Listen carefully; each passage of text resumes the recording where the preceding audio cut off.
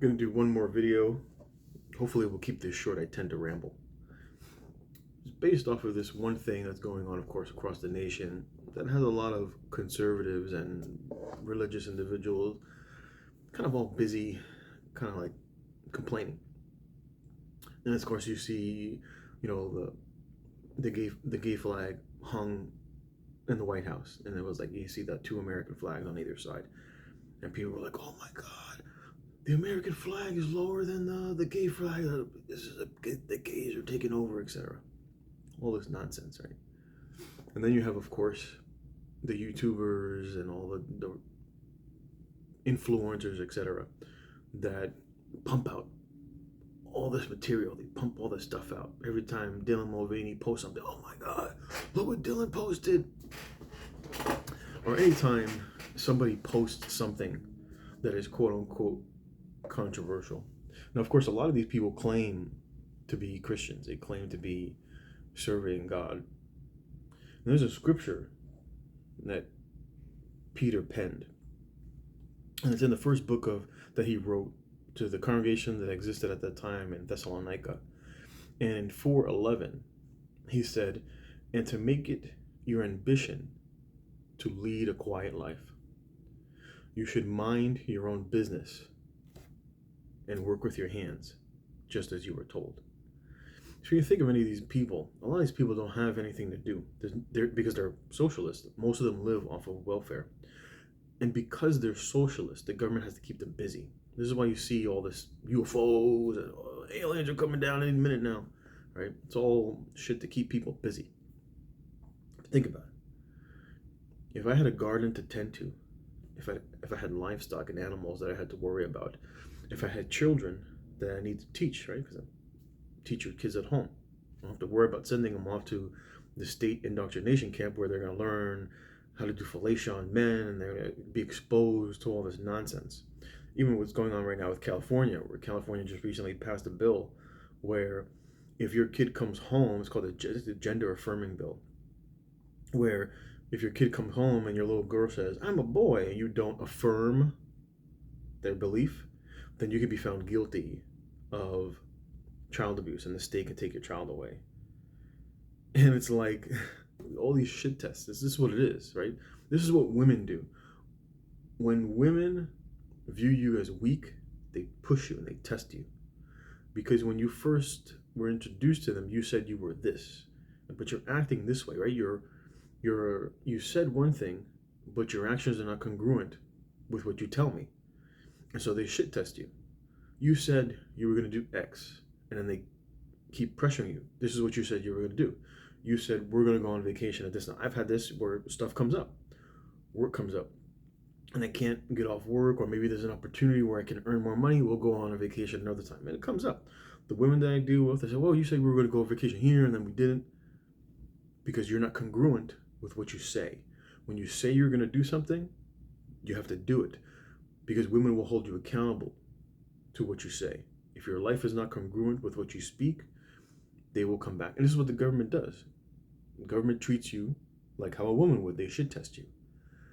And when you get to a point where women lose respect for you, they will do even worse to you, because in essence you've fooled them into thinking you are something that you're not, and you've wasted their time. And so women are going to get violent with you. They'll just disrespect you. And you see this with the government. The government does the exact same thing. When people don't respect you, they disrespect you openly. And this is what the government does. Because the government knows how far can we push these people? How far can we push them? And once we get to that point, we'll back up a little bit and then we'll try again. We'll back up a little bit and then we'll try again. Can we break them?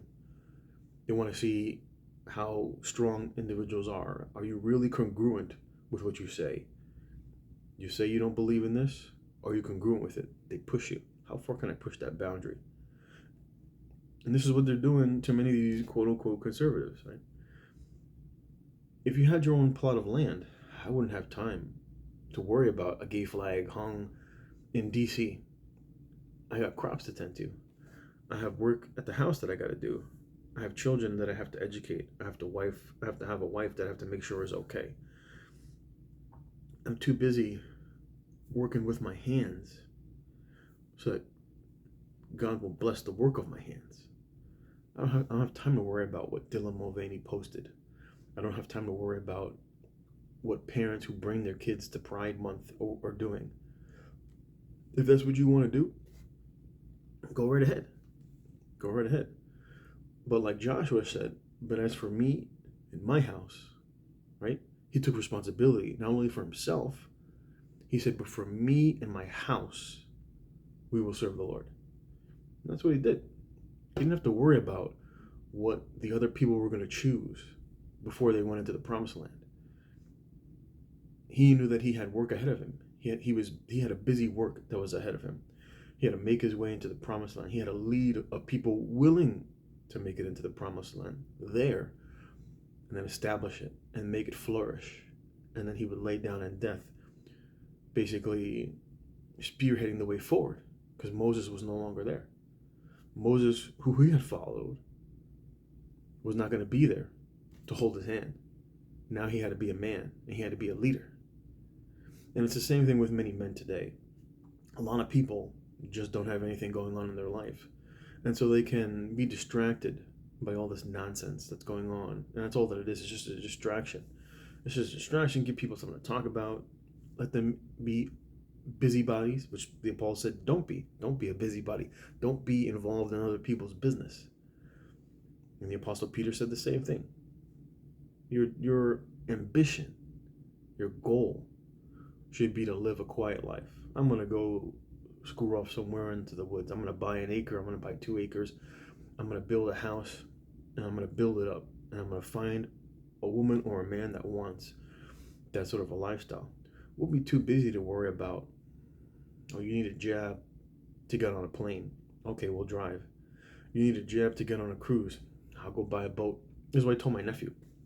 When my nephew had a girlfriend, and he was like, my girlfriend wants me to go on this boat ride, with her. And he's like 20 something years old. He's like 21, 22 at the time. And I'm like, first, you're too young to have to be worried about having a girlfriend. Second, these are your most valuable years for building wealth. So I said, go out there, find a skill, and try to make a business and go out. Don't worry about any of that, having a girlfriend. Go out, amass wealth, and go out and buy a boat. Then you won't have to worry about someone telling you need a jab to get on our boat. Be like, I got my own. And more people have this mindset, and all this revolves around personal responsibility. You personally take responsibility for yourself. Like Joshua said, as for me and my house, we're going to do this. What all you people choose to do is your own business. But as for me and my house, as he said, we will serve the Lord.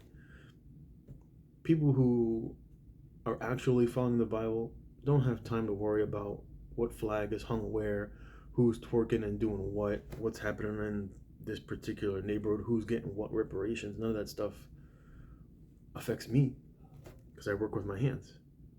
Everything I need, I produce. If I need food, I produce it. I get it from the animals. I need water, I'll collect it. God makes it rain. I'll collect the rain. Do I need energy? Especially nowadays, right? It's solar. And God will give you what you need. Anyway, I'll leave it here. My last thought of the day before I leave. Unfortunately, I have to wait to call the State Board of Nursing while I'm here. They don't open for another 15 minutes. I'm kind of stuck here. Wasted my sun. Anyway, thanks for watching. Feel free to like, comment, subscribe. Let me know what you think. And I'll catch you next time.